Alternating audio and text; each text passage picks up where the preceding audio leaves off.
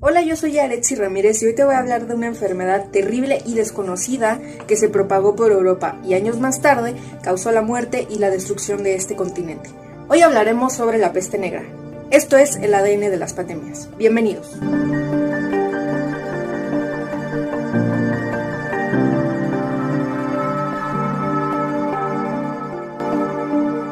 A mediados del siglo XIV, entre 1346 y 1347, estalló la mayor epidemia de peste de la historia en Europa. Esta se expandió rápidamente por las regiones de la cuenca mediterránea y el resto del continente europeo en pocos años. El punto de partida se situó en la ciudad comercial de Cafa, actual Feodosia, en la península de Crimea, a orillas del Mar Negro. En 1346, Cafa estaba asedida por el ejército mongol, en cuyas filas se manifestó la enfermedad. Se dice que fueron los mongoles quienes extendieron el contagio a los sitiados, arrojando sus muertos mediante catapultas al interior de los muros. Pero es más probable que la bacteria penetrara a través de las ratas infectadas con pulgas a cuestas. En todo caso, cuando tuvieron conocimiento de esta epidemia, los mercaderes genoveses que mantenían allí una colonia comercial huyeron despavoridos, llevando consigo los bacilos hacia los puntos de destino, en Italia, desde donde se difundió al resto del continente. La transmisión se produjo a través de los barcos y personas infectadas que transportaban los fatídicos agentes, las ratas y las pulgas infectadas, en las mercancías o en sus propios cuerpos. De este modo propagaban la peste allá donde llegaban sin darse cuenta.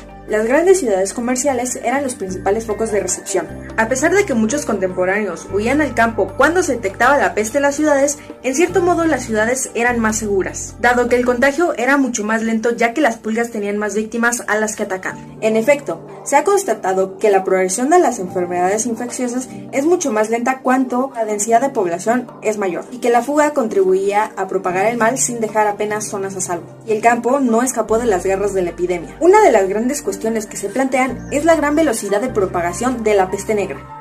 La forma de enfermedad más corriente era la peste bubónica primaria, pero habían otras variantes. La peste septicémica, en la cual el contagio pasaba a la sangre, lo que se manifestaba en posibles manchas oscuras en la piel, y el nombre de muerte negra que recibió la epidemia. Y la peste neumónica, que afectaba al aparato respiratorio y provocaba una tos expectorante, que podía dar lugar al contagio a través del aire. Sin embargo, cuando se afectaba los pulmones y la sangre, la muerte se producía de forma segura, en un plazo de horas, de un día como máximo, y a menudo antes de que se desarrollara la tos expectorante, que era el vehículo de transmisión. Por tanto, dada la rápida muerte de los portadores de esta enfermedad, la transmisión por esta vía podía ser muy breve, y su expansión sería mucho más lenta. Peste septicémica y la neumónica no dejaban supervivientes. Sobre el origen de las enfermedades que circulaban en la Edad Media existen explicaciones muy diversas. Algunas, heredadas de la medicina griega clásica, atribuían el mal a los miasmas, es decir, a la corrupción del aire provocada por la emanación de materia orgánica en descomposición, la cual se transmitía al cuerpo humano por medio de la respiración o por el contacto con la piel. Únicamente en el siglo XIX se superó una idea sobrenatural sobre la peste. El temor a un posible contagio a escala planetaria de la epidemia, que ya se había extendido por amplias regiones de Asia, dio inicio a la investigación científica. Y fue así como los científicos Kitasato y Yersin, de forma independiente, descubrieron que el origen de la peste era la bacteria Yersinia pestis, que se transmitía a través de las ratas negras y otros roedores, y se transmitía a través de los parásitos que vivían en estos animales, en especial las pulgas, las cuales inoculaban el bacilo a los humanos con su picadura, pues se trataba de una zoonosis, es decir, de una enfermedad que pasa de los animales hacia los seres humanos. El contagio era fácil ya que los humanos y las ratas estaban presentes en graneros, molinos y casas, lugares en donde se almacenaba o se transformaba el grano de los que se alimentaban estos roedores. Circulaban por los mismos caminos y se trasladaban por los mismos medios, como los barcos.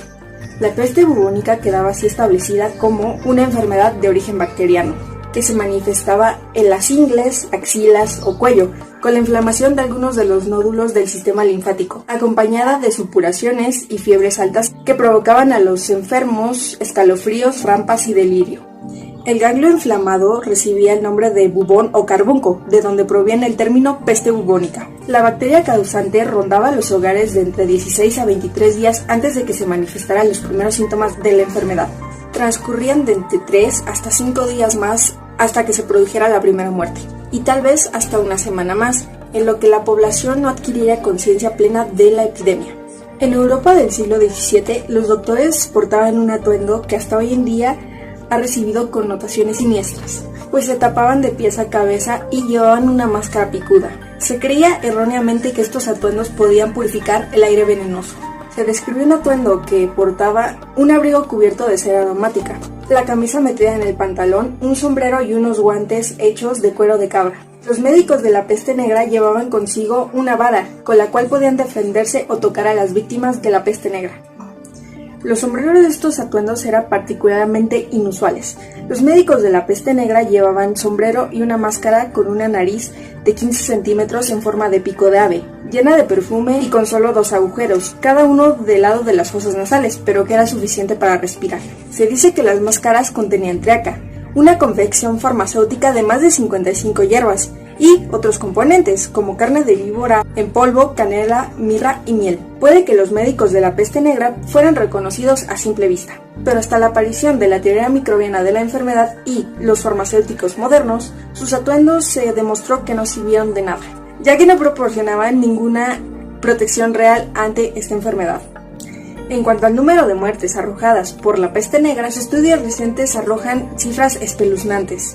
El índice de mortalidad pudo alcanzar el 60% en el conjunto de Europa, ya como consecuencia directa de la infección, ya por los efectos indirectos de la desorganización social provocada por la enfermedad, desde las muertes provocadas por hambre hasta el fallecimiento de niños y ancianos por abandono o falta de cuidado. En la península ibérica, por ejemplo, pudo haber pasado a 6 millones de habitantes a 2, o bien a 2,5, con lo que habría perecido entre el 60 y 65% de la población. En términos absolutos, los 80 millones de europeos pudieron haber quedado reducido a 30 entre 1347 y 1353. Los brotes posteriores de la epidemia cortaron de raíz la recuperación demográfica de Europa, que no se consolidó hasta casi una centuria más tarde, a mediados del siglo XV. Para entonces eran perceptibles los efectos indirectos de aquella catástrofe. Durante los decenios que siguieron a esa gran epidemia de entre 1347 a 1353 se vio un incremento muy grande en los salarios, a causa de la escasez de trabajadores. Hubo también una fuerte migración del campo a las ciudades, que recuperaron su dinamismo. En el campo hubo una gran cantidad de campesinos pobres que pudieron acceder a tierras abandonadas, por lo que creció el número de campesinos con propiedades medianas, lo que dio un nuevo impulso a la economía rural. Así, unos autores sostienen que la mortandad causada por la peste pudo haber dado arranque al renacimiento y a la modernización de Europa. La plaga desapareció de este continente después del siglo XIX. Sin embargo, todavía hoy en día se registran brotes de esta peste en otras partes del mundo. La verdad, para mí, esta es una de las epidemias más interesantes que hubo en el mundo. Yo soy Yaretsi Ramírez y esto fue el ADN de las pandemias. Dale like a este video, suscríbete a nuestro canal y activa la campanita para que YouTube nos notifique cada que subamos un nuevo video. Esto fue el ADN de las pandemias. Hasta luego.